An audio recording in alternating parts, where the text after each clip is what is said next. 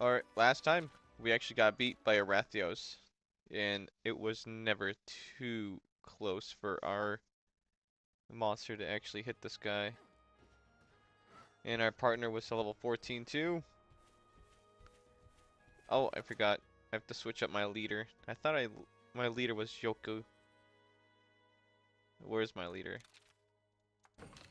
This would be my new leader. So we actually fumbled the ball really hard, and now I'm going to have to level up. I didn't want to level up, but I thought just a little bit in my mind that my level 14 was enough, and it wasn't. So now I'm gonna have to fight monsters to actually level up so I can kill Rathios. But I don't know what's a sweet spot on that. Hopefully I find it.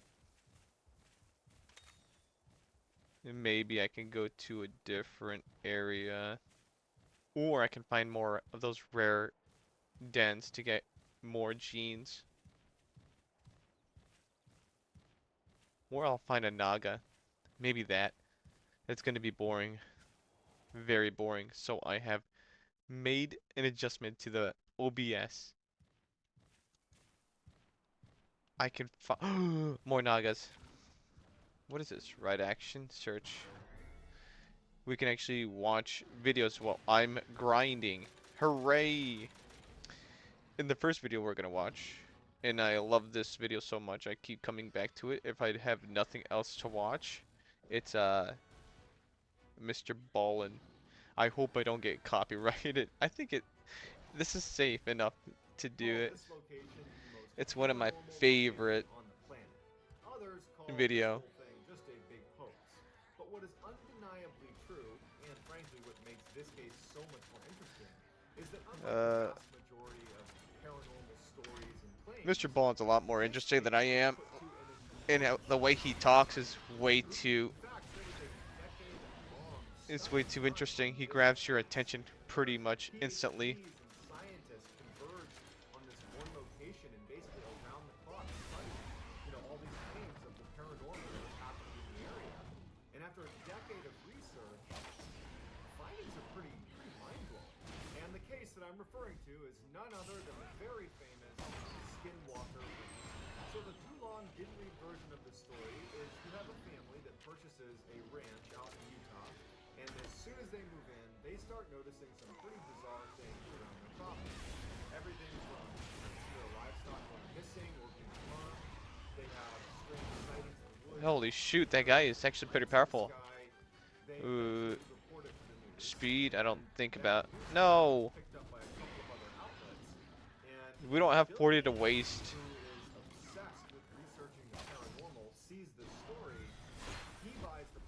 Keep forgetting I can actually speed up the progress.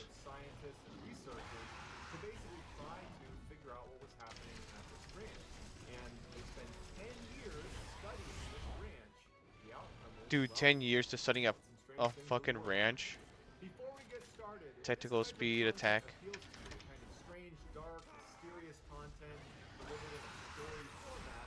Well, if that appeals to you, that's what my channel is all about. I post 3 to 4 times a week. So if you would, Oh my goodness, we're not gonna eat. gently ransack the like button and then turn on all notifications so you can get all of my content every time I upload. Alright, on with the story. Dude, when I first saw this video, I was creeped out because back in my youth, I used to actually I used to run at night, and it was winter. I think, yeah, it was winter, and I just ran. And listening to this didn't help at all. And I thought every single time the wind was blowing, I felt like something was washing me. It retreated. Who had previously lived in the area where this ranch actually was built, they were forced off their land as the Utes came in and were rounding them up and selling them into slavery.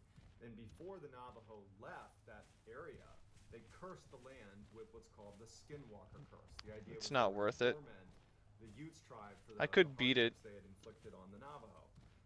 The Skinwalker curse, legend has it, is This curse where these witches descend on the area and take the form or wear the skin of various predatory animals in the area, namely large wolves and Their foxes. speed, so tactic They tech would travel these go. bodies and Lie to devour me. anybody in the cursed land. At some point, this ranch is actually built on the land that had apparently been cursed. It wasn't until many years later when owners of that ranch started seeing predatory animals doing some very strange things in and around their property.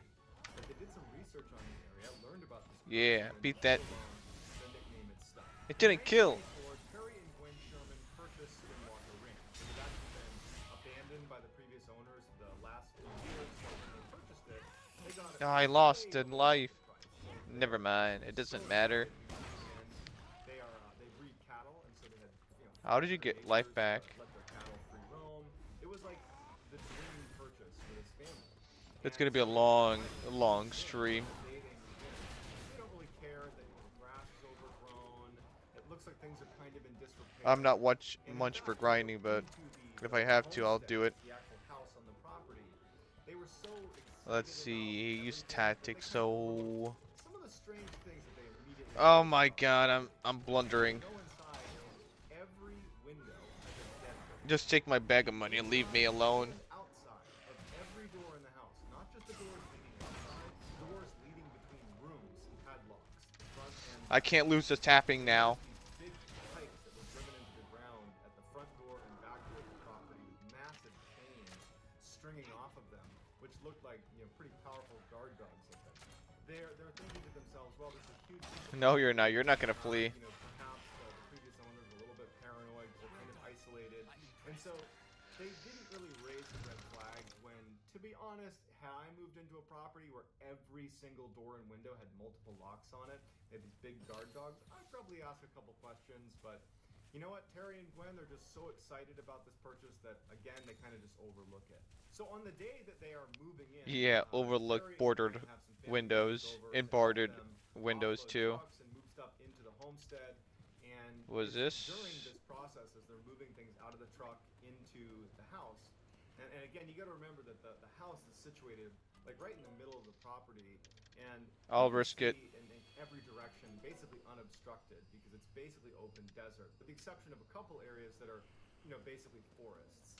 And as they're I want to offloading beat it. some of the stuff into the house, Terry looks out at one of these tree lines and he notices this huge wolf, or what looks like a wolf, pretty well off in the distance, kind of meandering its way over towards them. But it's far enough off that this is not enough to be totally worried about it.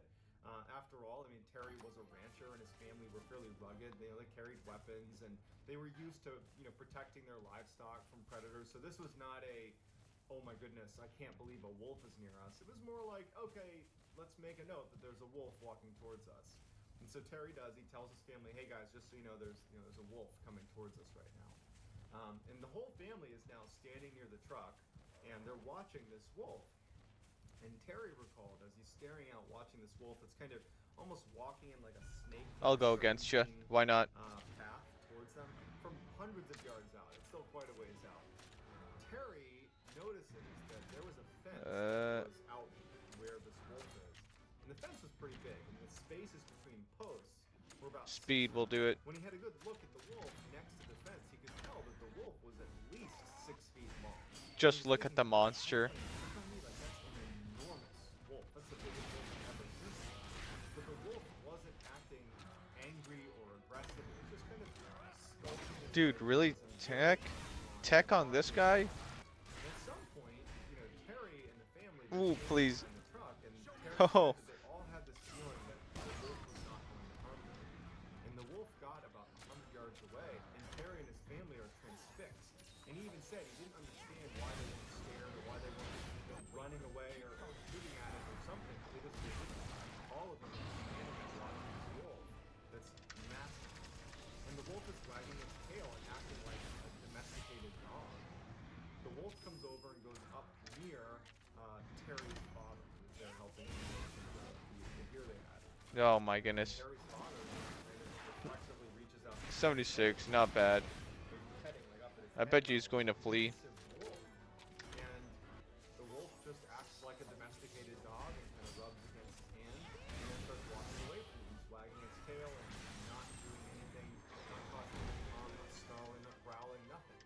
just as nonchalantly as it walked over to them, it walks over to where they had a pen with a couple of cows and calves inside of this pen.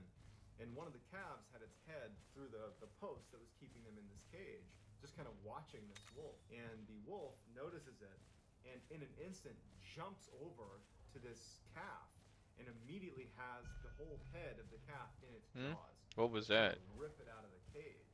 But it can't get it to What squeeze the through the hell? cage. And so all of a sudden, like Terry and his family are broken out of this weird trance. And Terry starts firing shots at the wolf. It strikes the wolf and has no impact. They run over, they start hitting it with the back end of an axe. They're trying to get this thing off of the calf because their livestock, What? that was their livelihood. And these are rugged people, so they're trying to fight to save their property, to save their cows. And the wolf is just totally unaffected. Why is my radar It's not going trying off? to attack Terry or his son that are trying to get rid of it. The wolf is just trying to attack the cow. Oh, It won't it's let go, and finally it just kind of gives up on the cow. it's mine. Headed for trees. Okay, I Terry don't know what gets that a is. rifle, a high-powered rifle, and takes a shot What is this at the skill? wolf one more time.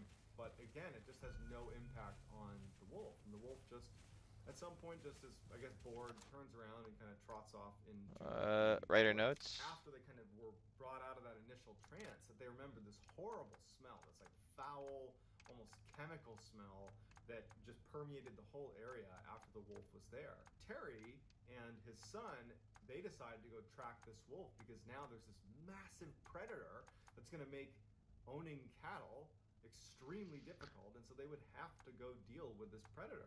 Tracking. And so instead of Monster retreating to the behind house, they grab their tracks. weapons and they track the wolf that's now jogged off into the forest. And they make it to an area in the forest where the ground is very muddy and sodden. Great. And Terry could easily make out these footprints that just suddenly stop. And they just couldn't make sense of it. And so they went back to the house and they told their family, like, we tracked it into the woods. There's no blood trail. That is Nothing. creepy. Just No walked blood in trails or and anything. vanished.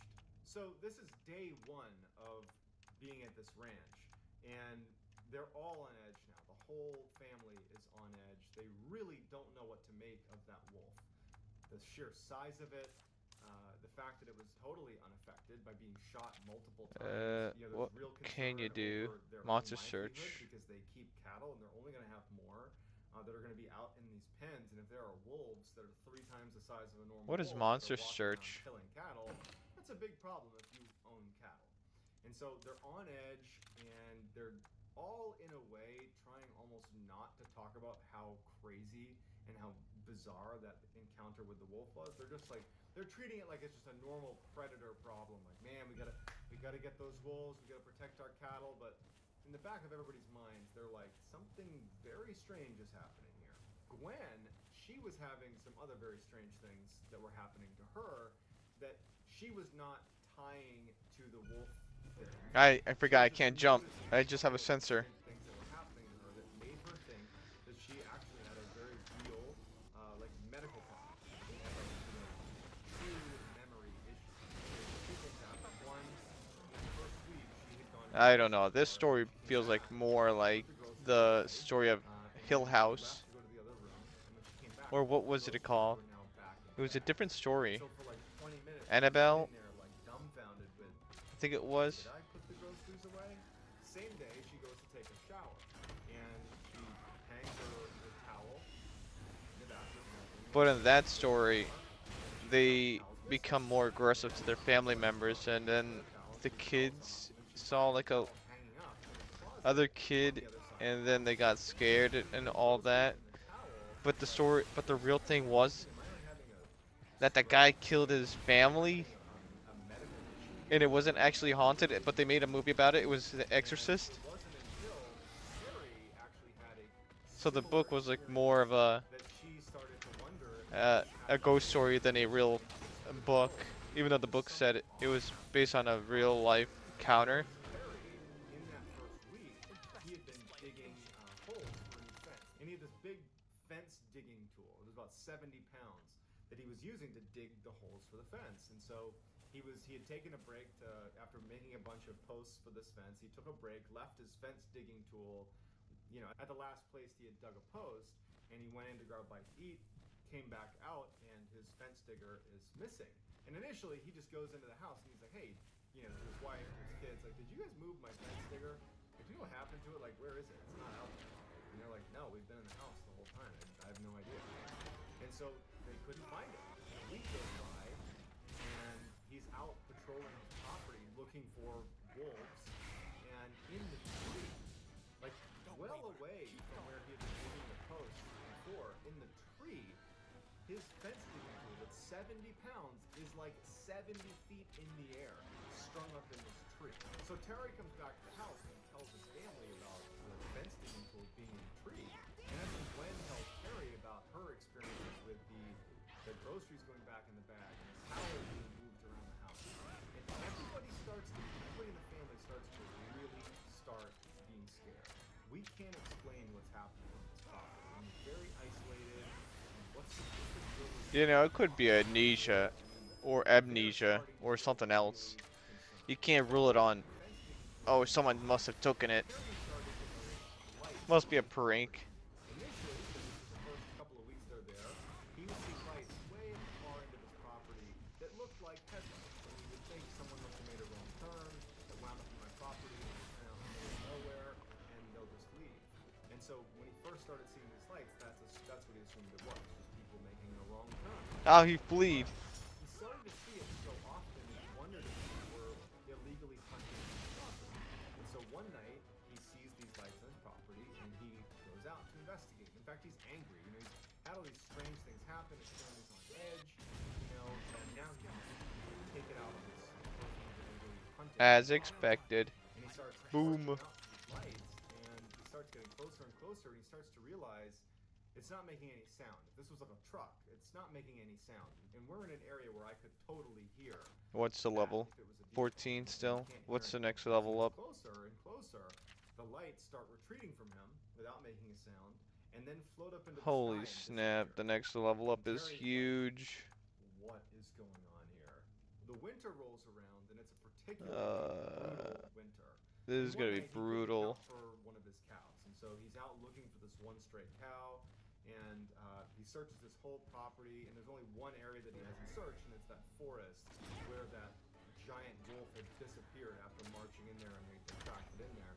And so he goes in there, and as soon as he gets to the tree line, he notices there's a bunch of footprints from what looks like a cow. And he's relieved because it's probably his. And he follows it into the woods, and much like the wolf that had just disappeared in that muddy, like sodden area of the forest, in the same spot, the footprints that appeared to be this cow had also just disappeared.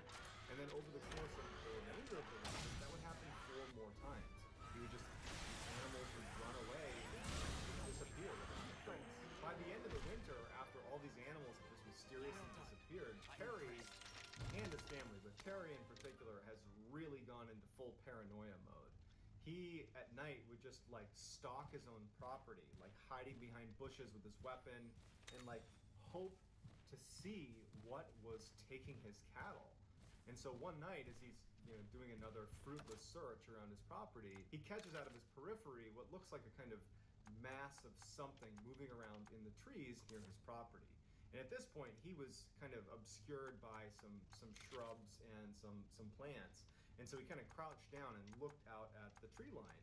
And he sees in the tree line this like strange shape kind of moving Oh, about inside the bro. trees. And he would describe the mass What as can I looking do? almost like a stealth fighter jet, but really small. And it was making no sound, and it was Maybe I hovering can go about back 20 and beat feet him. off the ground. Let's And try. he's crouched down, not making a sound, watching it. And it's just kind of like moving around the tree line, and it has these lights that it looks to be kind of scanning the ground. And it's just kind of moving around. It's shining these lights, these multicolored lights in the ground. And Terry moves a tiny bit to get a better angle on this thing. And he makes the tiniest of noises against the brush, just like a tiny little, barely audible sound. And this mass that's pretty far away, the lights immediately turn off, and it angles itself so it's facing directly at Terry. Oh boy, And that's Terry can scary as feel it shit, right bro. away that it's heard this tiny little sound he's made, and now it's staring directly at Terry. And Oh my Terry's goodness. like terrified, and he's looking at this thing, wondering like, oh my god, like is it gonna come take me? Like what is this? Is this the thing that's been taking my livestock? And he's terrified, and he's staring at it, and it just flies away. By the spring of 1995, things have gotten really, really bad for Terry and his family. 1995, Now, really? not only are they losing I'll their beat you. livestock inexplicably, but they're showing up. The actual cows themselves are showing up back on their property, hours or days later, just kind of in random locations on the property, and they look like they've had surgery done, like precision cuts, and pieces of them are missing. And in addition, some very strange That's things are tech, I know happening that. at the house. Um, At night, oh Terry my started god. seeing Oh. these entities walking around their property. These humanoids, they describe them as having no The only ones expression, that give me walking around trouble. their property. And sometimes they would walk right up to the glass, put their hands in the glass, and look in through the door. And like Terry and his family, they had blinds down and they would use the deadbolts on every single door and window, but they could hear them rapping at the glass and they could hear them communicating in a language they didn't understand right outside of their house. And this became so regular that it was almost impossible to sleep. Terry's kids started performing very poorly in school because they weren't sleeping. Terry's wife, Gwen, she lost her job at the bank because she wasn't sleeping and she was like delusional. They were all just at an absolute breaking point. Terry Nice, was it did.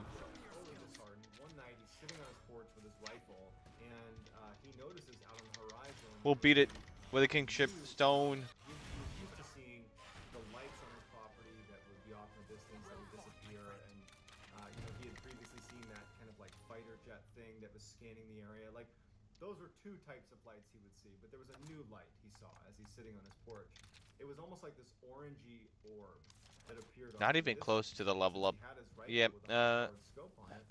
He just lifts up his rifle and he looks I'll through his get more high-powered bombs scope and and zooms as in all the much way. healing And potions as I he can can, see and that this hopefully to orb, God I can he actually describes beat it this as Rathios. a portal. That as he's looking at it, it has almost like an oval shape to it. And even though it's nighttime, in the middle of the orange orb is this blue sky. It's as if he's looking through a portal into another world where it's broad daylight and there's a sky. And he doesn't know what to make of it, but he can see that a black figure is crawling out of this portal into his property, and it looks just like the black entities that were kind of basically walking around his property. Hold In on, where's that addition to cat? these figures that are crawling, like imagine that scene from The Ring where the girl crawls out of the well, but they're crawling out Where's of this that cat? portal into his property and then scurrying away into the tree line. And he sees weird craft as well coming into his property through this portal, and then the portal shuts and disappears. Following this night with the orange portal, Terry started to notice blue orbs that he and his family would say were the worst and most terrifying thing of all of the things they experienced. And considering they had tall, featureless black humanoids peering in their windows and rapping on their windows, that's saying something. Okay, so a blue orb started showing up on their property, and the way they described it, Terry and his family, Hey, was it's a great whenever Jagger. the orb came near you, it gave you this extreme sense of anxiety. It was No, I almost wanted like to it call was it something inflicting else.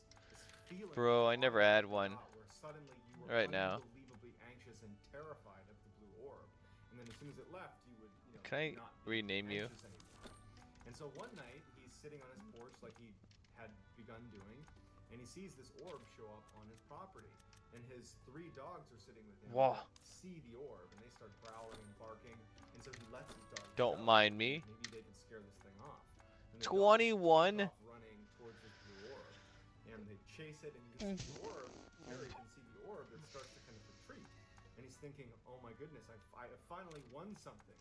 My attack dogs are going to scare this orb away."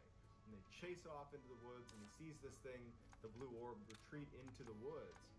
And then when he's thinking again that finally a little victory for us, he hears his dogs yelping. Hit that damage. He's too terrified.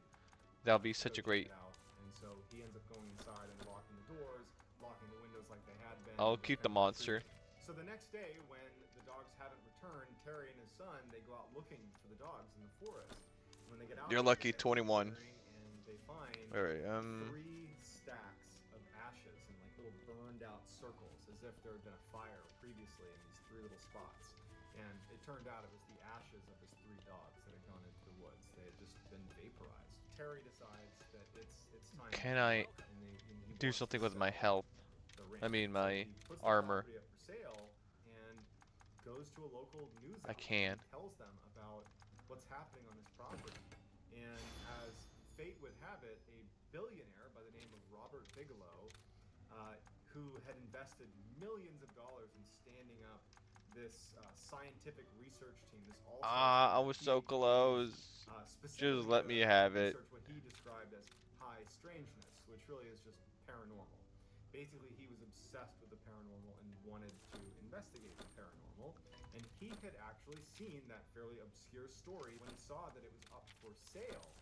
Robert Bigelow, the billionaire, saw this great opportunity to buy the piece of Anything for property and dragons. actually make it the headquarters of his own scientific research team. Not only to investigate what was happening on Skinwalker Ranch, but use it as kind of a hub to do other scientific research. So he purchases the ranch, and Terry actually, even though he did not want to spend any time at the ranch, on some level wanted to know what the research was going to show because he was very curious, like what is going on at this ranch that's been plaguing my family. Thank So God I'm he not offers using to the stay on as armor kind of I like have right the now. ranch manager because Robert Bigelow and his team are a bunch of scientists and business people. They don't have any experience on the ranch, and so they're happy to keep him. So Terry is still connected to the ranch, but at this point he's sold it to Robert Bigelow. So Robert Bigelow's scientific team was called the National Institute for Discovery Science, or NIDS, N-I-D-S, NIDS for short. And Bigelow had actually built the team before purchasing Skinwalker Ranch. And what he went out and did is he recruited some of the most incredible scientists and PhDs he could possibly recruit, but he didn't want people that were interested in the paranormal. He wanted people that were inherently skeptical, so that if he was ever able to kind of prove the existence of high strangeness, that he would have credibility in doing that. And so he went out and found these incredibly skeptical, incredibly smart scientists and PhDs. And so they move into Skinwalker Ranch, and the first thing they do is they need to start doing Not enough. testing to make sure that this whole all the stories about Skinwalker Ranch coming from Terry and his family were not Ooh, just some golden grand illusion frame. Maybe I by can the sell family those. that they could have just made it up. And so they get in there and they start running these tests. So that first year, as they're running these tests, which are largely things like, okay, let's check the environment and see if there aren't any, plants that are giving off spores that could be hallucinogenic that they're breathing in. Let's check their water supply and make sure there wasn't something happening in their water supply. Let's do psychological assessments That's of the smart. family. Checking Let's ask everything neighbors. underneath. Let's do all of our diligence to make sure it's not something environmental or psychological. And over that first year, while they're doing this research, there isn't much activity at the ranch, save a couple of instances where there were some strange lights. So that first year is fairly uneventful, but what's important is that the NIDS researchers come to a conclusion that this did not seem like a hallucination. This did not seem like something coming from a plant or water supply. This seemed like the Quest Terrians board. were really experiencing something odd. They just didn't know what it was. One day, Terry and actually Gwen, who was helping him, were tagging some of the new calves. The new cows that had been born, putting these little tags in their ears. And so Gwen was there helping. And so Terry and Gwen, they tagged this Turn in. put a yellow tag in its ear, and they move on, and they're tagging other animals. And so for about 40 minutes, their eyes and their attention are not focused on this one calf or that one area of the ranch. They're tagging other animals, and then their dog that was with them starts growling and reacting in the direction of where this calf had been. And so Terry and Gwen turn around and they look and they don't see anything. And they start walking over. They find the calf that they had tagged about 40 minutes ago has been basically surgically dissected. And all that's left are its legs and its head. And in addition, the ear where that tag was had been removed. And so they immediately call over the NIDS researcher. So the NIDS veterinarian comes over and looks at the scene and just can't make sense of it because the Nice to incisions level on up. the calf were so well done that it looked like someone with real surgical expertise had done this on an operating table. There was no sign that this was done by a predator, and there was no blood anywhere. So this prompts a massive search of the property because in many ways this is what the NIDS researchers are looking for, are real occurrences of something that is highly strange that they can go investigate.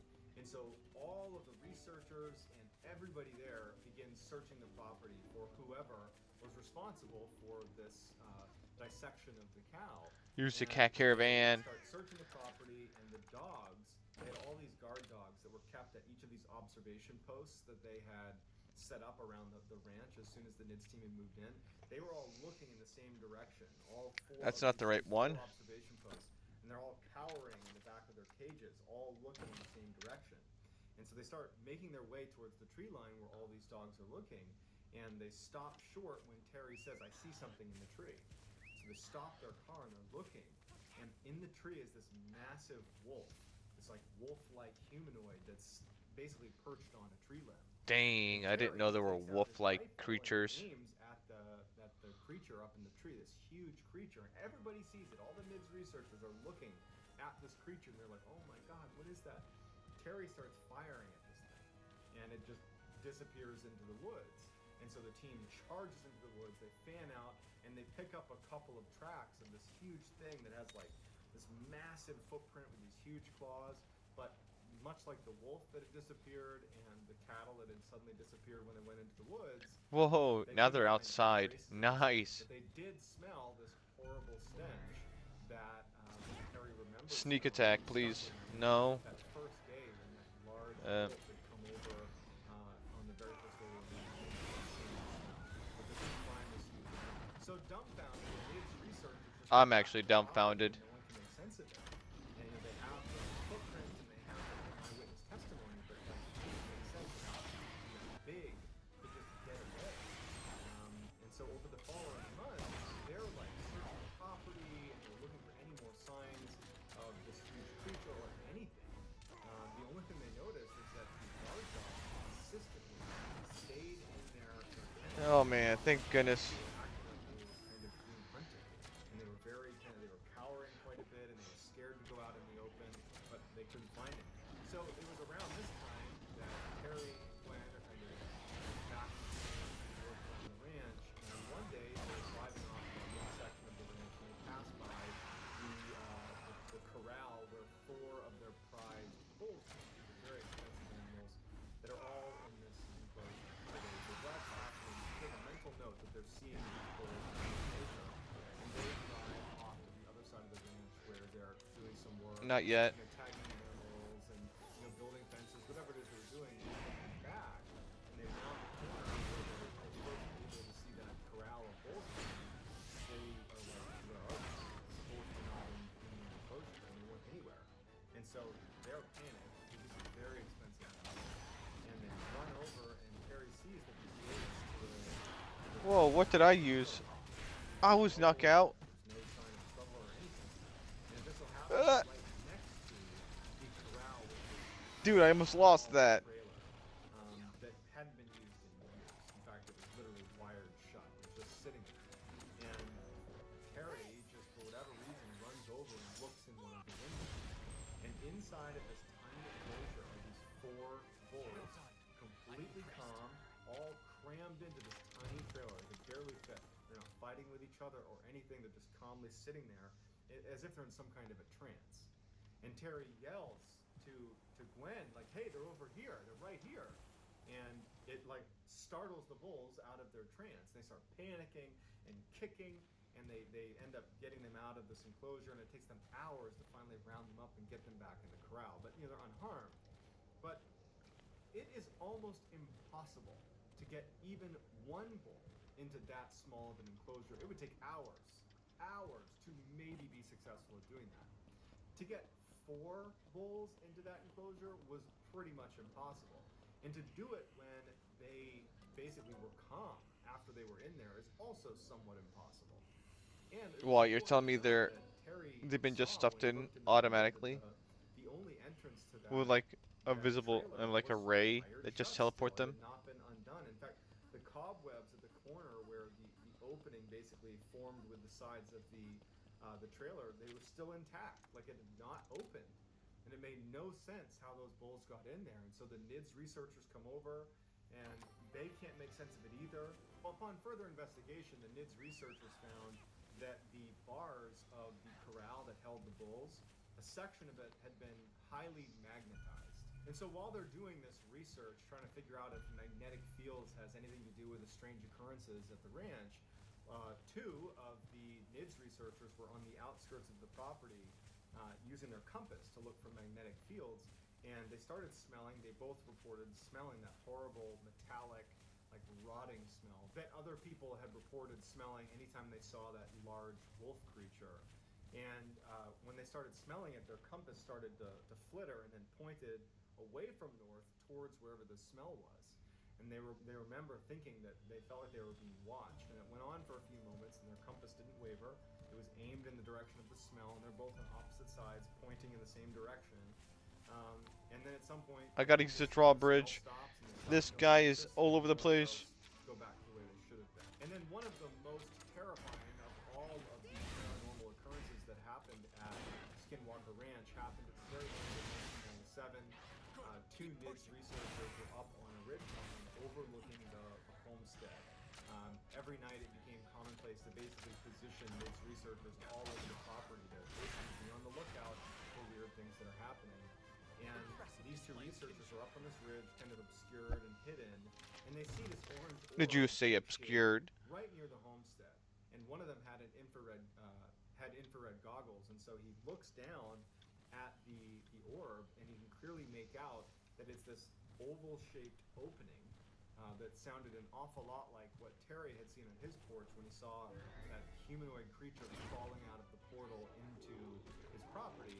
Well, these two researchers are looking at this portal, and they see the same thing. They see this black human-like creature. Their speed, so except for that one. Onto the ground, and then it starts running up the hill towards them. And If they're I like get frozen juiced out by because this they're guy, it's smelling that ah, metallic smell as killed this me. big human-like I don't want to live anymore. bounds up I don't the want to mountain, see it. and they can hear the gale in their ears. It runs up, and it goes right past them, about 30 feet away I from them. deserve the They're looking damage. at it, and it just barrels past them at full sprint up into the mountain. I need the health. The following year, in 1998, the activity on the ranch declined He wants to go again. significantly. All they have was the Sure, buddy. occasional Let's go. lights here and there, but for the most part, it was done. And in fact, even though NIDS remained on the property, by 2004, the research just wasn't amounting to anything, so they pulled the plug. Nice, 243. They did have footage That's a new of score. the lights that were seen, but again, no one's gonna take a picture of some random lights and say, "Oh, there you go, proof."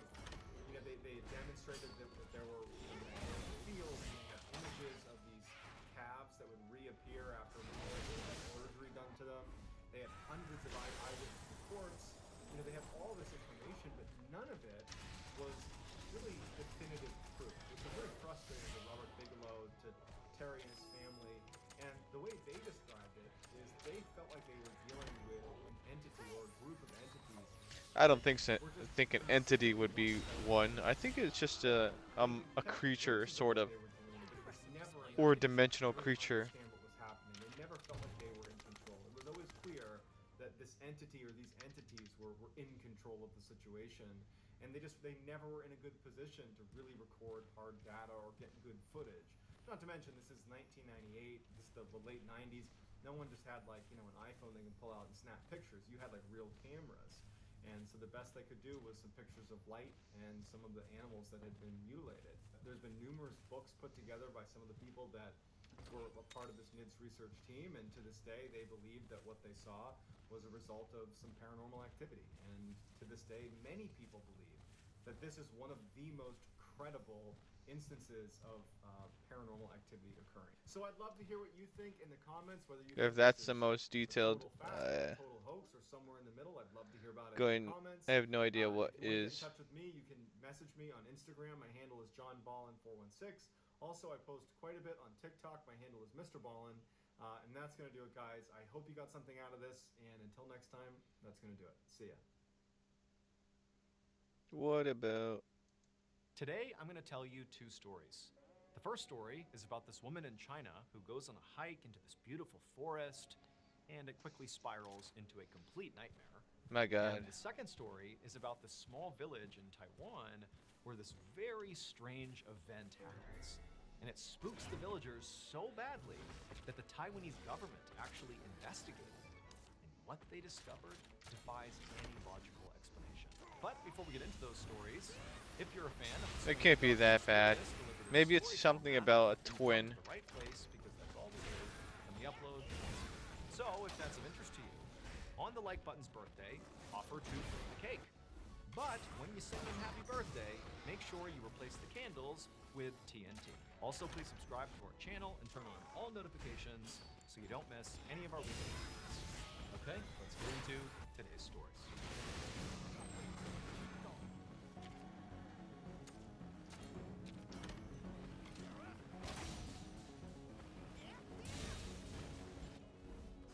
Come on, get another hit. That's what I'm talking about. Early on the morning of February 16, Yeah. 2020, This 39-year-old Ratio's just not gonna woman know Faye what hit him. stepped out of a convenience store in a small village in China. She was wearing a bright red distinctive coat, and in her hands were a whole bunch of snacks that she had just purchased. So Faye had lived in this village her whole life. She was a very simple person, and she had a really specific daily schedule that she basically always adhered to. And it was, she would get up early, she would throw on her jacket, and she would head out to this convenience store, get some snacks, and then she would either go back home where she lived with her husband, or she would go to her parents' house or her sister's house to pay them a visit. And that was basically what she did every single day. And so this day had started exactly the same as every other day, and after she left the store, I don't have she it. began eating some snacks and thinking about where she was going to go next, whether it was her house or a relative's house. Nice guess. Walking down this road, when suddenly she hears people calling out to her. And so she stops, and she turns, and there are these 5 people that are clustered together, standing at the top of this trailhead. So Faye's village was home to this beautiful hiking trail that started right where these people were standing. The trail went up this mountainside and up into this huge forest where there were all these ponds and waterfalls. I mean, it was strikingly beautiful. And that area, the forest with all the ponds, was called the 18 Ponds of the Dragon King. It was called that. Dragon Dick. Literally 18 ponds sort of scattered throughout this forest, and then Oh, also dragon the village arms. where Faye lived that was right up against it. Well, it meant Dragon King in Chinese. But even though Faye had grown up here, she had never once gone on that hiking trip. She had heard about it. Loads of her friends and family had all been up there and talked about Don't tell me you're gonna go by it yourself. But Faye, she would always stay away. But there was actually a pretty good reason for that. So Faye, when she was younger, she had this tumor. And in order to get rid of it, she had to take all this medication that was pretty physically harmful and left her with some pretty serious long-term effects. And even though the tumor, did go away and she recovered, that process of recovering and taking all those medications and going to the doctor, it sort of instilled in her this mentality that she was Oh, it was frail and tech. delicate and that she shouldn't take any chances and risk getting hurt. And so she really never did anything that was even remotely risky or even perceived to be risky. Like, for example, hiking up into the mountains. Too risky for her, and so she avoided it. And instead, she kind of developed this really simple 646. I wish you could have done that in the Rathios fight. and that's all she ever did. And while in some ways It's this flying did away. keep Faye safe, it also made her very isolated and lonely.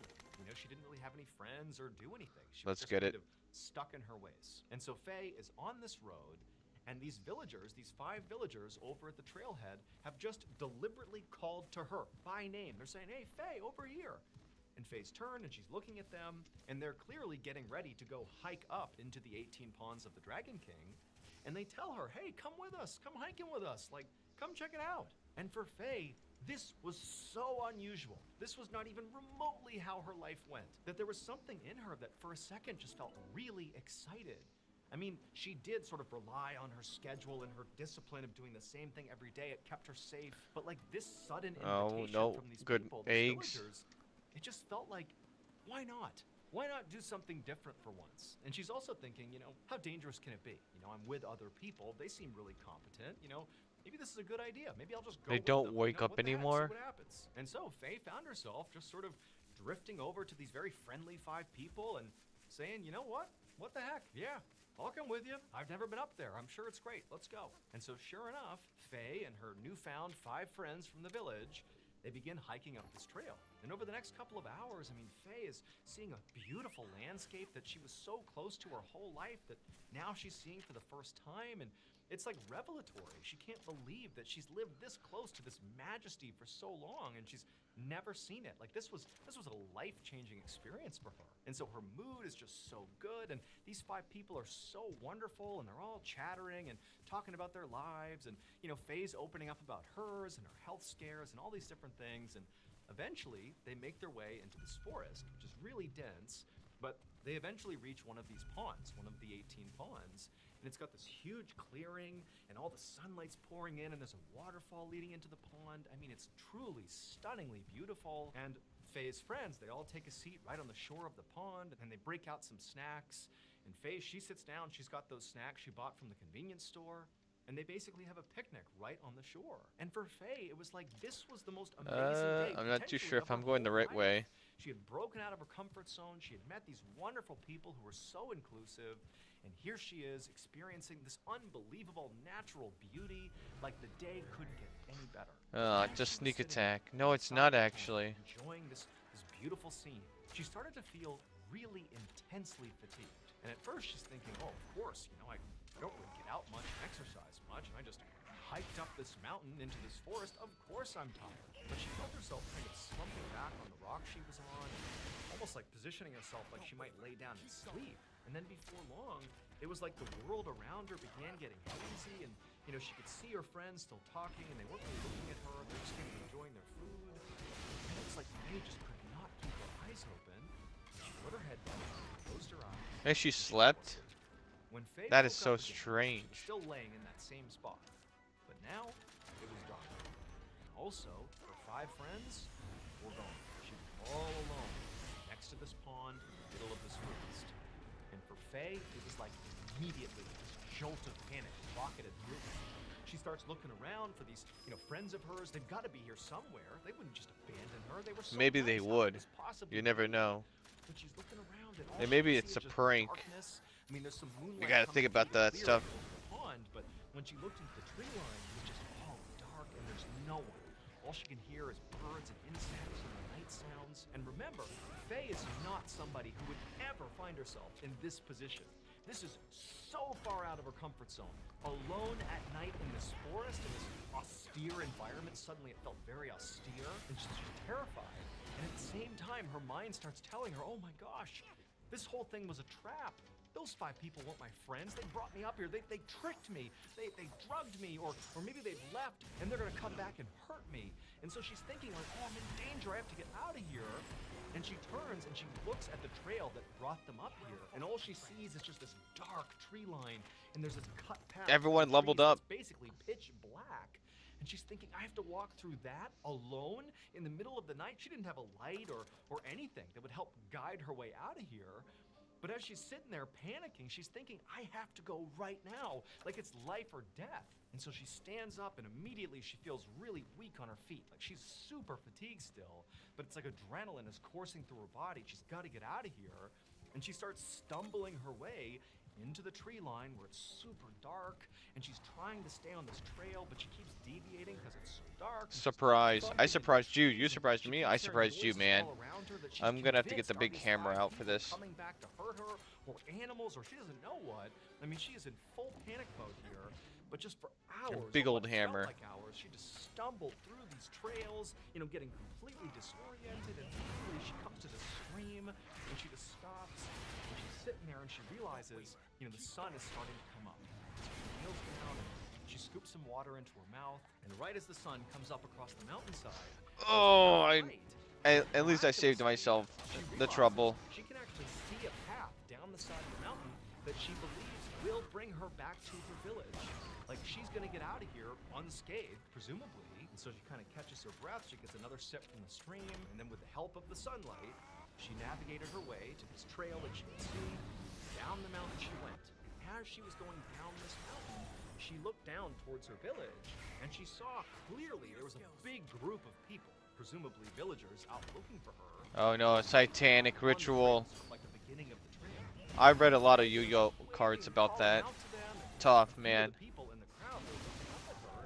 They're gonna sacrifice so many creatures. Or what she was doing, but there was some level of recognition. But She couldn't really tell what the reaction of the crowd was, but she had gotten their attention, and Faye's so excited, and down the hill she goes. Suddenly she feels totally rejuvenated because she's gonna meet Faye, and she gets closer to this big crowd of people, and she sees now it's friends, it's family, it's definitely her people.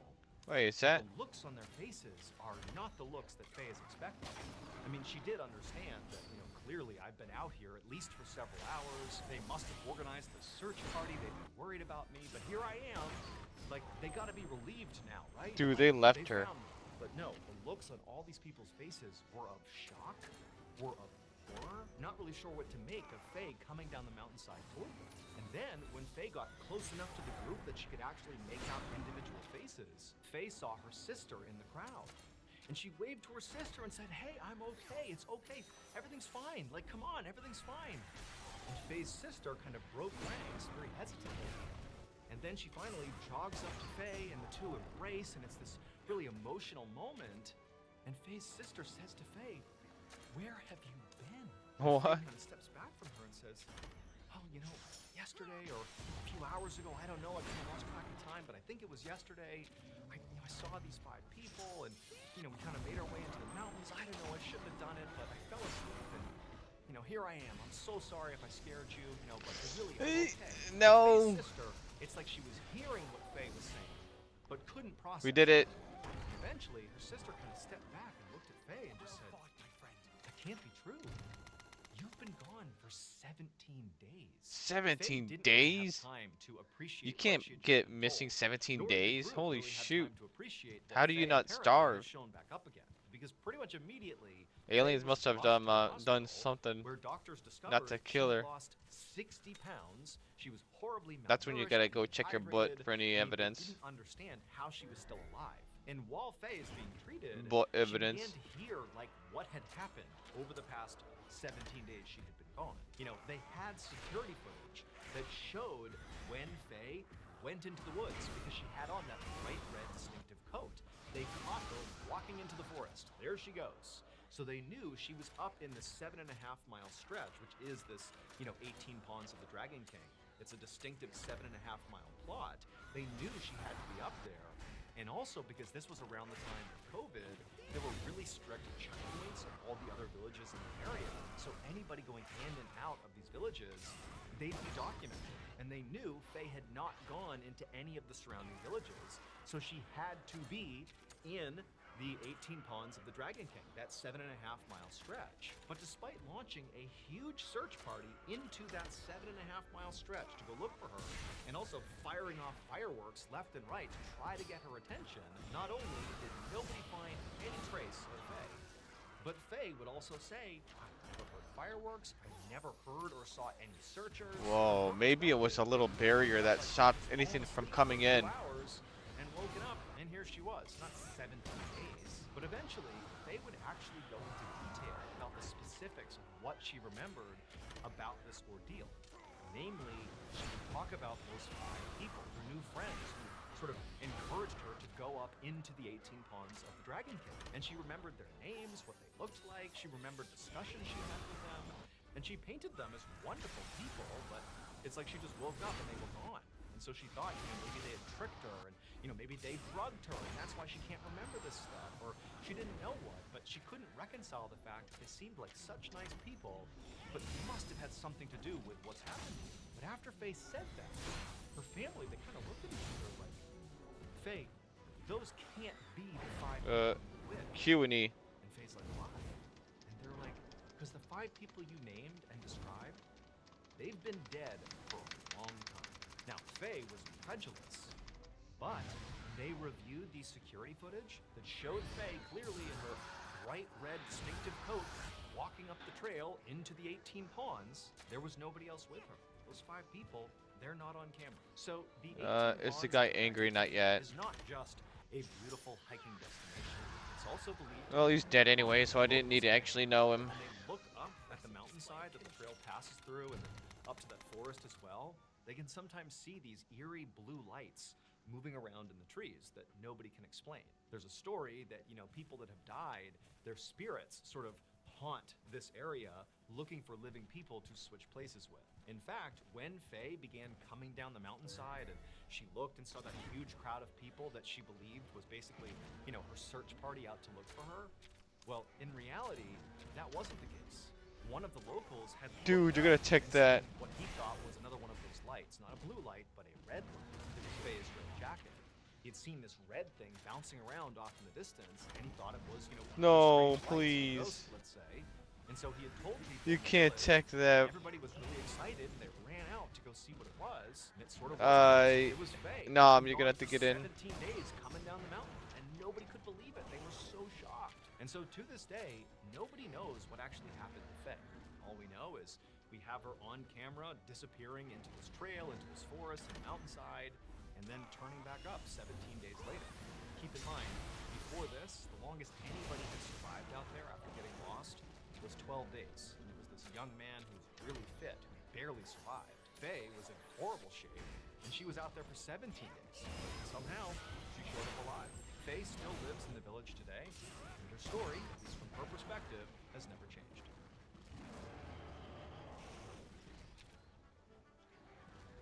Thank you to BetterHelp for sponsoring this video and for allowing me to I talk about don't therapy understand and how it BetterHelp. helped get me to where Today's story is about a chance. There's a lot of stories. What is better?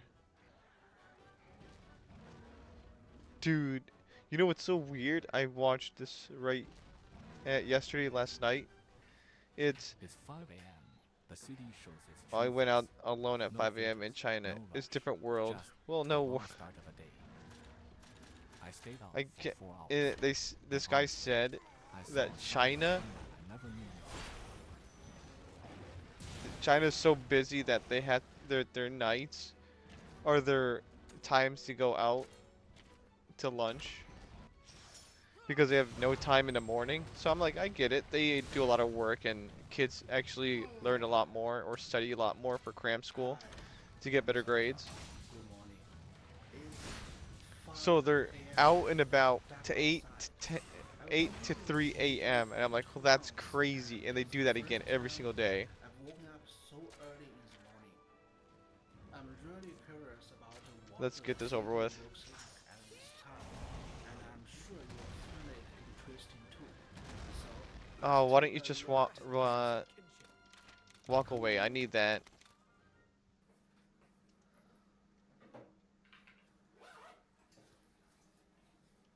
I really don't understand why people wear fanny packs. I know it's sometimes is it's the weekend. actually At useful, 5 but a.m., the sky is still dark. it's so weird. Maybe At because I this don't have that hour, much stuff to there are carry. only 3 kinds of vehicles on the street: delivery riders, designated drivers, and trucks moving goods.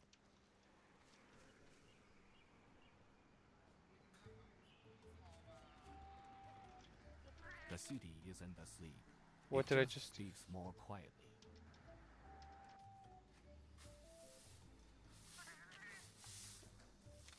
I see street cleaners slowly sweeping the road. While most people are still in bed, someone is already finishing half a day's work. Dang, they have days work. The city wakes up long before most people notice. It's very interesting on how two different countries actually This is the moment between night have different and morning. values. In the United Some States, we can't have restaurants anything are like this. closing. Nothing The in the overnight United States are business that is clean. just ending. It's all dirty. What the hell? I get to see this again. And right next to Hooray! them, So these two are others actually just older open. than I am. lights turning on, steam rising. What is this? I really don't want to watch the backstory. I did it before. I'm only here for this battle. And then Uh, there are places that never close. People are Let's still eating go. inside. I forgot the Rathios attack pattern, but I'll Is this remember. late night food or breakfast? Let's not let Rathios get a handle on this. He's pure speed, and then the next is Around attack. 5:30, the sky slowly turns blue. The city starts to Yeah, wake up. shoot, I forgot that first he's to such a arrive pain is in the breakfast. ass.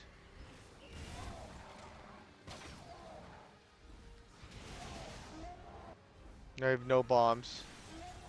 Bombs are being made as fast as possible.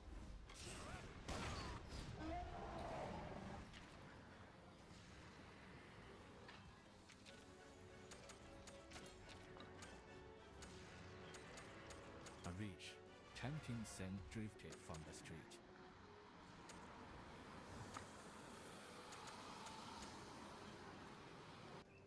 It was a vendor frying fresh youtiao, fried dough sticks.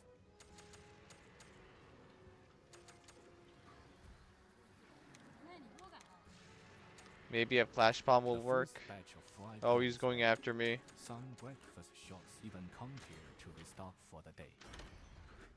Woo! Dude, those are churro. No, those are egg rolls. Yeah, those are churros. They're not churros. I didn't listen. Morning doesn't begin with sun. Toxic It spikes. begins with food. And I Dude. can't resist it. Simple food. Hot, fresh. Sometimes happiness is just a warm breakfast.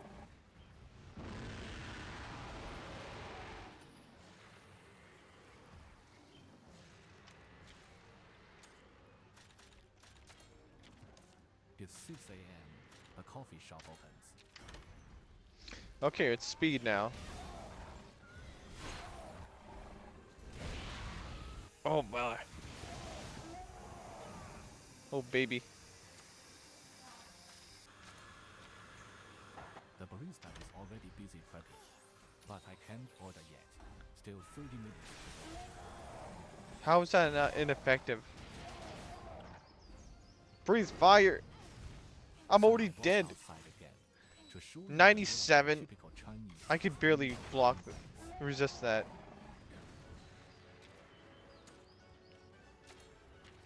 That was my fault. I should have actually healed up. Another fireball. First boss of the day. This is when the city officially begins. How do I block a flame?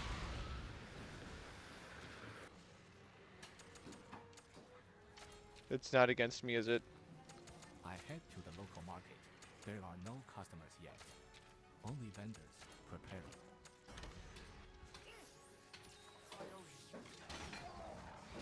45. Dude, oh boy. Inflict burn.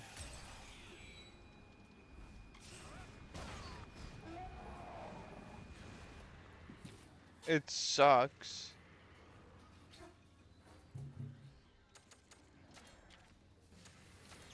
Organizing meat, vegetables, fruits or flowers, cleaning, setting up. Quiet, but busy.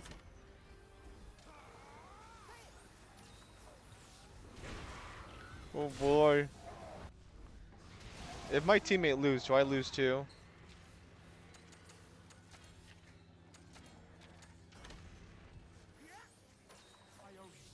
Dude, I need to get my Monsty healed up. If he uses, Before the crowd comes, there's always preparation. oh, we're not gonna lose that. Easy win. This whole row of shops sells pork. In China, pork is unquestionably the No number one doubt. choice.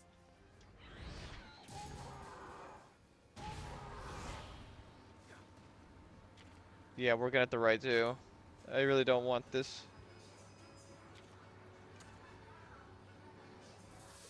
At I really 6:30, don't the remember. coffee shop is Let's finally just. open.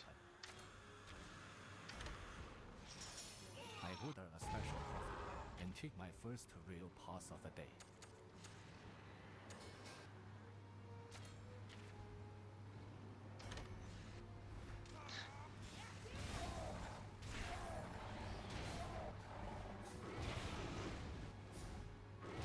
Oh my god, I got hit. A good morning starts slowly.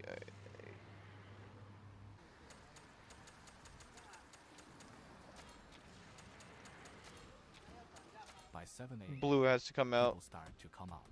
The Nom. city is no longer quiet.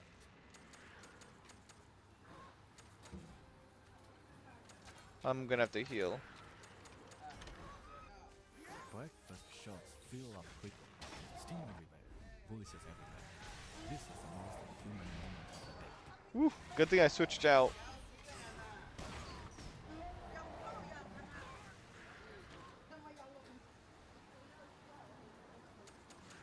I follow a group of elderly people into I a have to local heal. restaurant.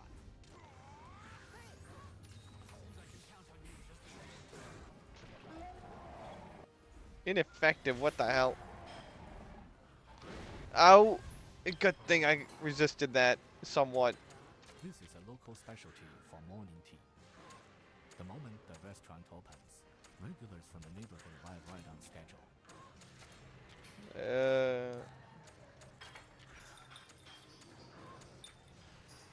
They sit, chat, and take their time.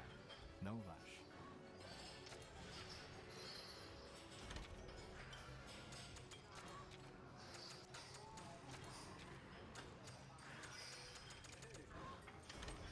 Step 1. Choose the tea leaves you like to drink. Thank God I keep doing that.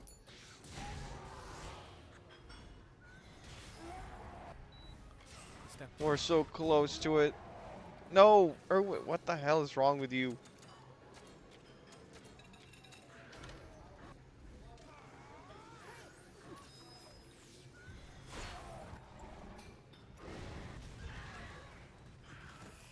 Oh! Finally, just steep the tea and wait. Dude, this is not fair at all. In traditional old shops like this, paper and pen ordering is still the way.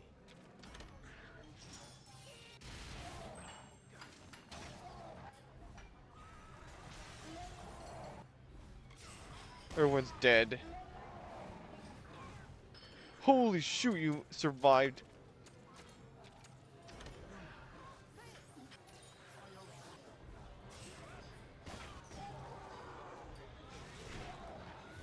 Even in a deep Chinese sea, life here moves slower.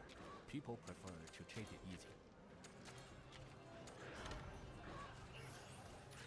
Dude, I'm just healing up. What the hell is this?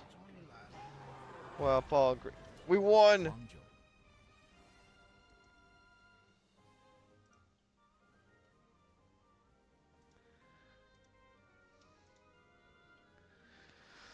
Oh, that took a while. Impressive display of kinship.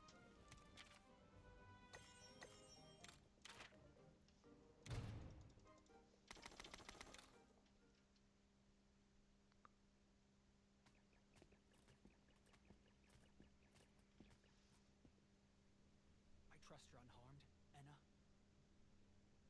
I'm fine. And so is the egg.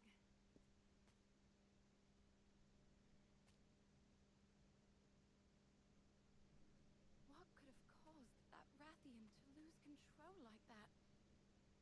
The light.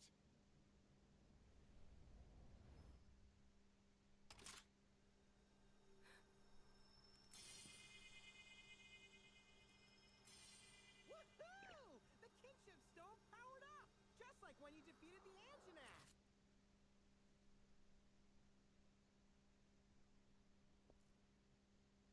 I think it's ready to come out.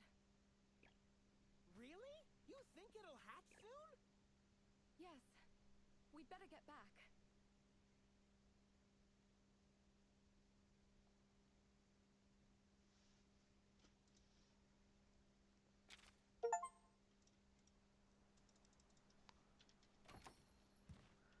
He's still burned.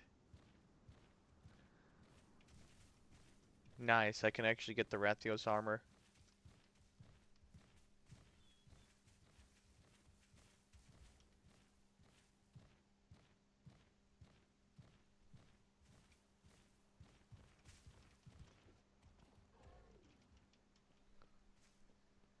I know a secret.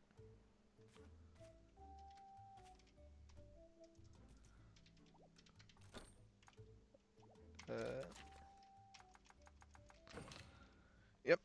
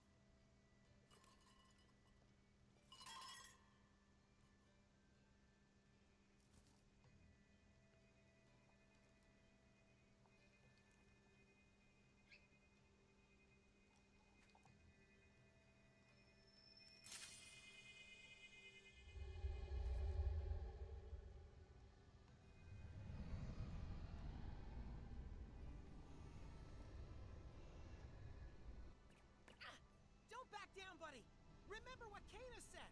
Believe in yourself.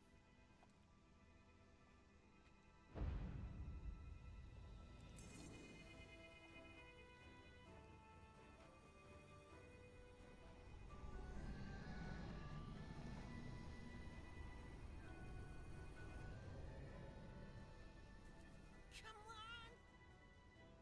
Just a little more! You can do it!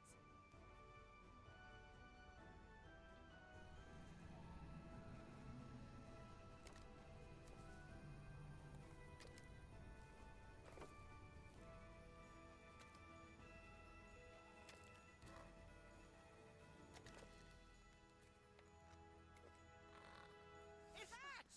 Yes.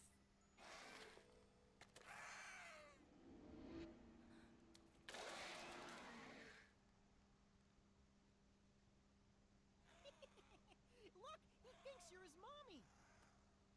Welcome to the world, Ratha.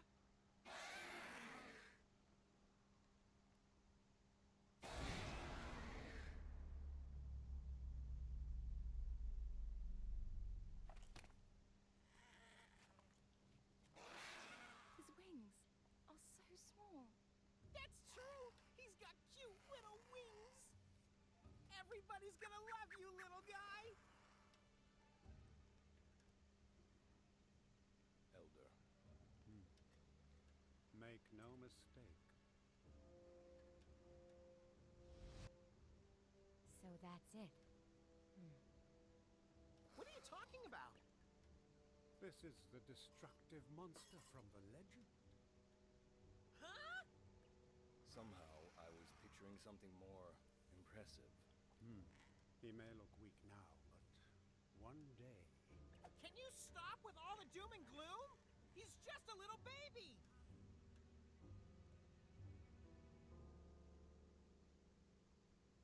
Zelad, you must show them. Yes, as you wish.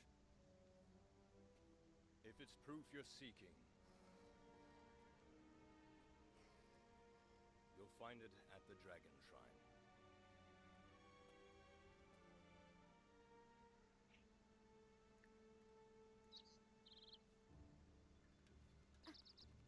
A fat bird with small wings.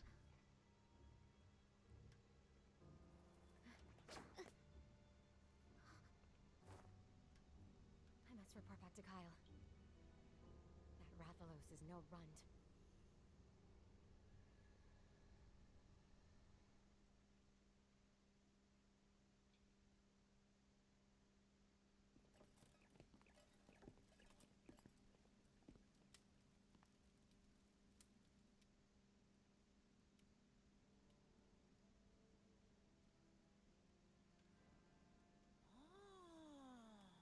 This is the legendary monster, Raisewing Ratha, the monster with the wings of ruin. It is said that long ago, a flightless Rathalos was born in these lands. At the same time the Rathalos was born, disaster started to befall the world. Sensing that the Rathalos was responsible, the people banded together to hunt it down. In an effort to escape, the Rathalos's wings grew, and it took flight. It blanketed the world in light, and brought ruin to all in its path. Brought ruin to all? Raisewing Ratha was responsible for all that? So the legend says. It's thought that because of this legend, Rathalos are as revered as they are in your homeland.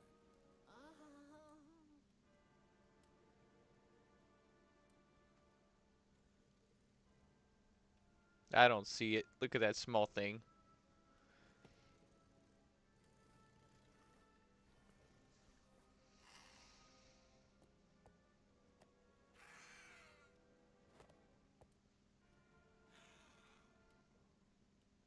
I see what you're saying. There is a resemblance, but still... Our ancestors passed down this story. There must be a reason why. It would be folly to ignore its warnings. Well, what do you expect us to do? You want to get rid of this little guy?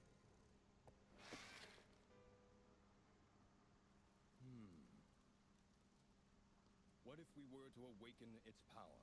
Huh? Zellert, I don't understand. If we believe the legend, it means this monster's true power is still lying dormant. In my opinion, the rite of channeling won't be enough to help us. But if we can draw out its true power, we can see if it's the force we all fear.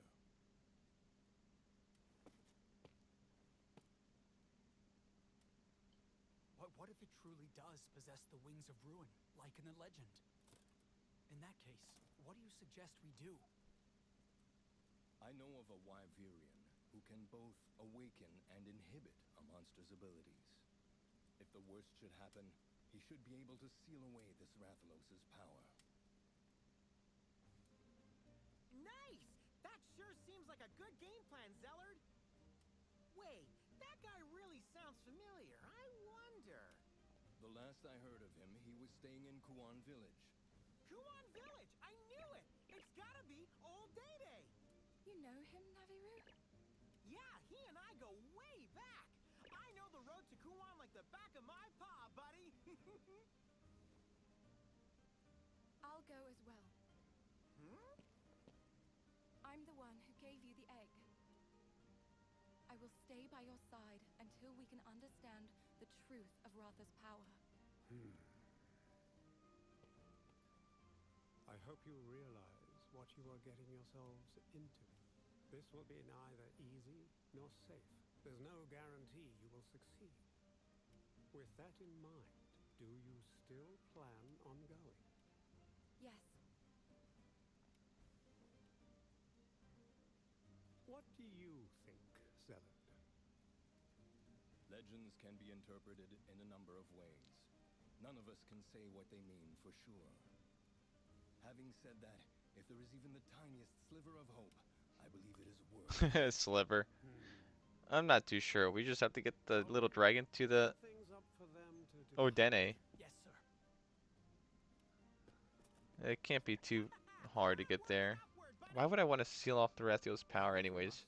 We'll pray for your safety. thank you.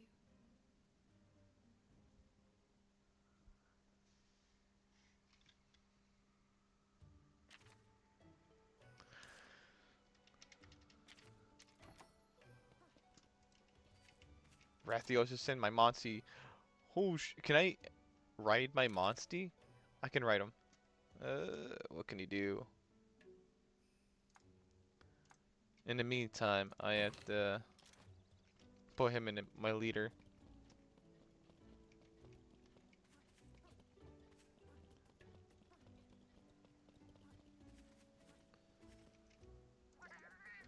Yeah, I'm back. Hatch them all. Hatch him, mate. Hatch him, mate. Ooh, mate. Let's see what we get. Another one. Gotta name it.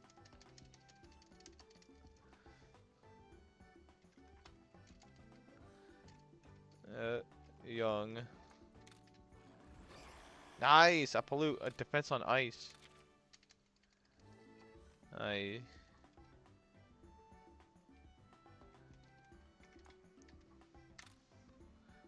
smell it's a pretty good nickname. Let's channel.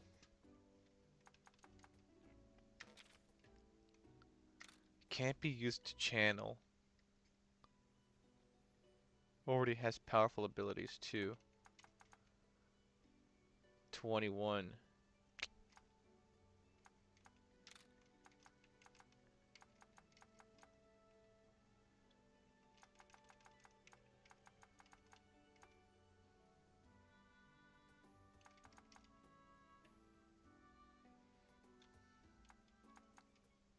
That sucks very much.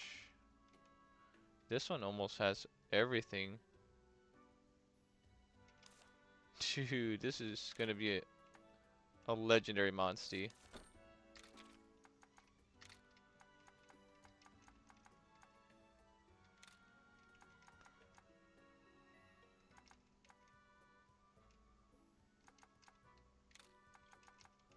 could put it here.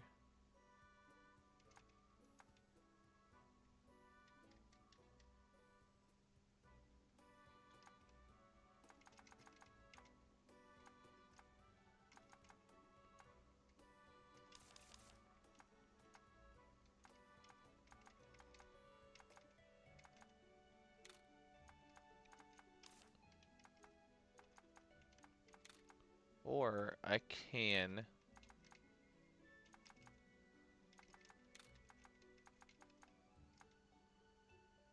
do this. Dragon boost. I don't think he's a dragon though. Oh well. We actually got that done. Just a little bit of grinding didn't hurt. What do I have for the Rastios kill?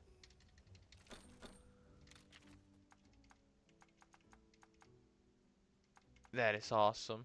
Whoa, hidden edge. Jupiter sphere.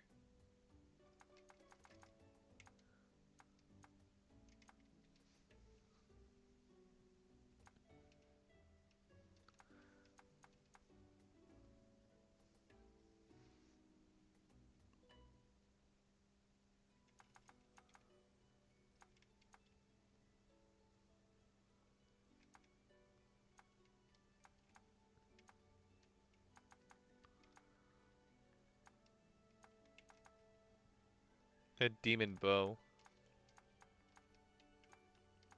40 damage? I think that's even better than anything I have right now. That one's maxed out, so 63.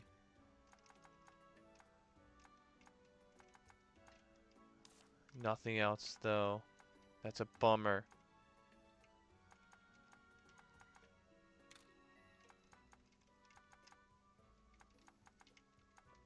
I don't want to get rid of that plate. Maybe I need it for something else. Oh, I need to beat this guy for some resources or materials. Defense against fire. Wish I had this. Weak against water. Dang, everything was defending against water. I mean fire. Defense 49. Or I could have this. Invasion ability.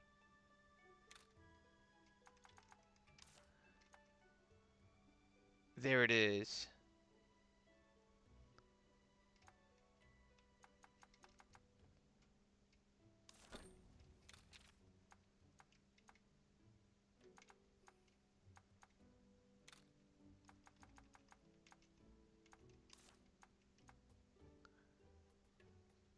Of course, that's the best armor. I haven't seen it yet. What monster is this? Let me check.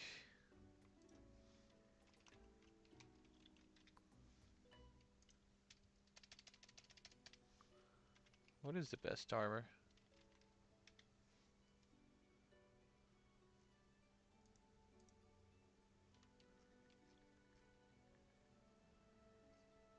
Bone armor. Bloodbath. Diablos armor.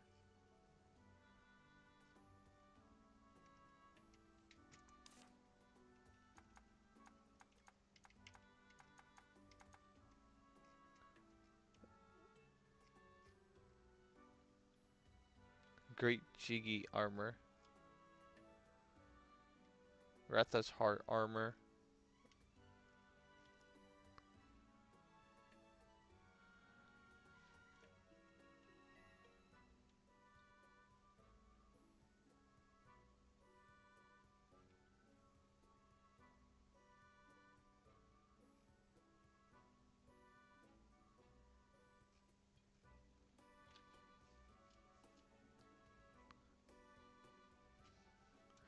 So the best armor was this one.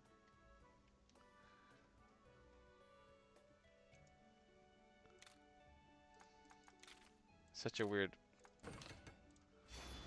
I think it's because of the speed stat on this armor.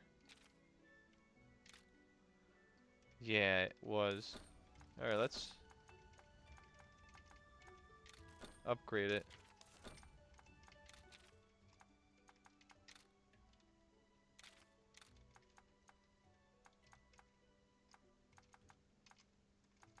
I got nothing. Holy snap, I got nothing of this. I'm gonna have to make scales.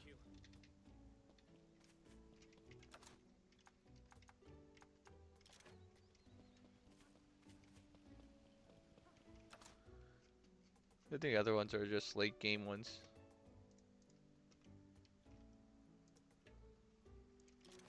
Alright, we'll do that for tomorrow. Or we could just watch the cutscene right now.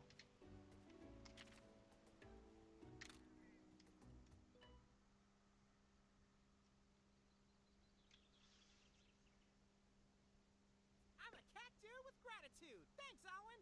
It was nothing. Nothing at all. Here, take this. It's hot mist. Kuon village is in the middle of a frigid region. This will protect you from the cold. Honestly, I wish I could go with you. But leaving the village unprotected would be... It's all right. I understand. Alwyn, please take care of everyone. Yes, of course. Take this. What is it? The elder told me to give it to you. He said it was an amulet passed down through your family.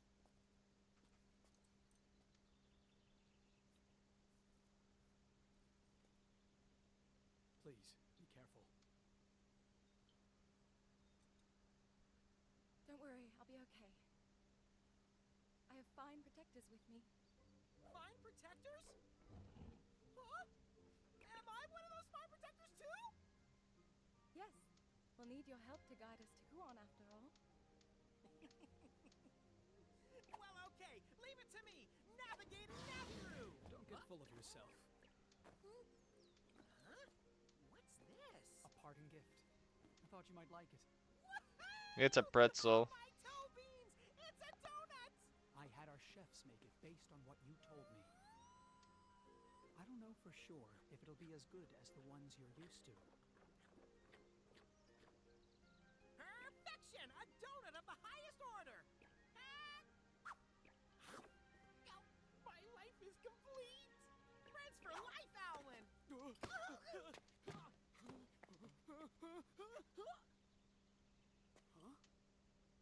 No sneeze. But I always sneeze around felines. Didn't I tell you? I'm not like other felines. I'm the legendary Naviru! It's so soft. So warm. Hey, I thought I'd never It get to actually backfires. touch a feline. I'm very happy for you, I guess. Okay, we'd better get going. Yeah! See you around, Donut Man! Right. Promise me you'll protect Enna from harm. Okay, let's ride! Next stop, Kuon Village!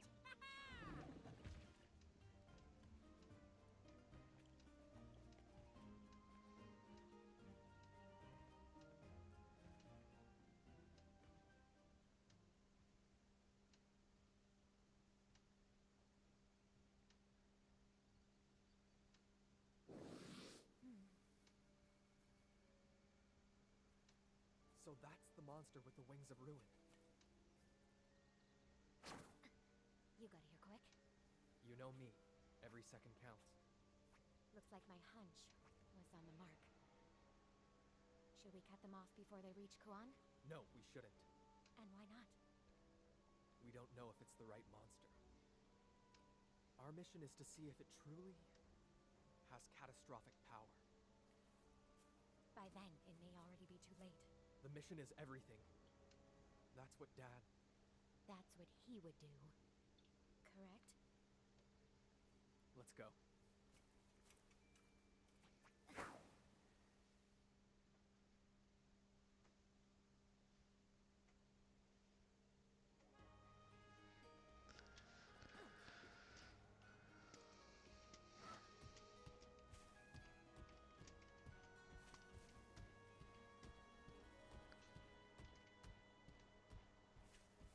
I think I should go back and kill some of those cuckoo birds, and after that, make the armor. Then we can go to that new island. I don't think it's really that far away. If I can find it here, I would be happy, but I don't think they are. It is a very common monster.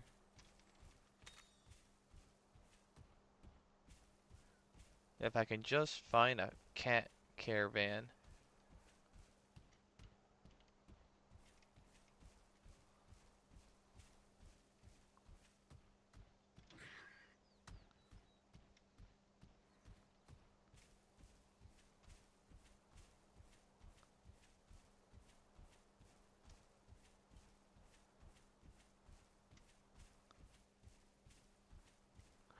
There's one.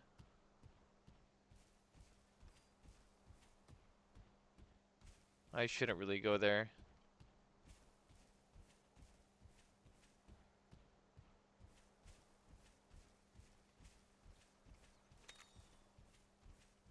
Yeah, I'll save here and then tomorrow maybe we can just go and kill some of those cuckoo guys and then travel there. Not too hard. Alright, have a great night. I'll see you tomorrow. I think I actually did everything I Today's needed. story is about a Even if we heard stories from Mr. Ballin. Thank God it wasn't boring.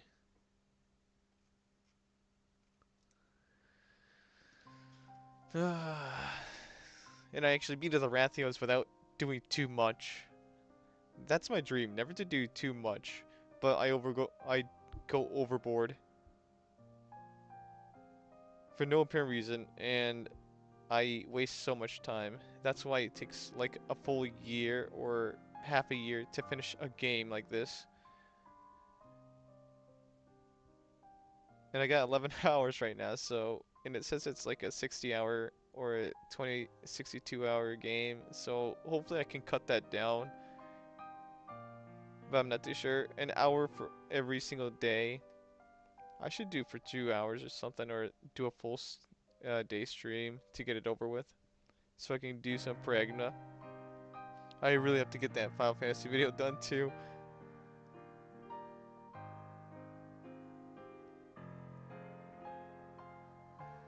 Yeah, I have to go make some rice.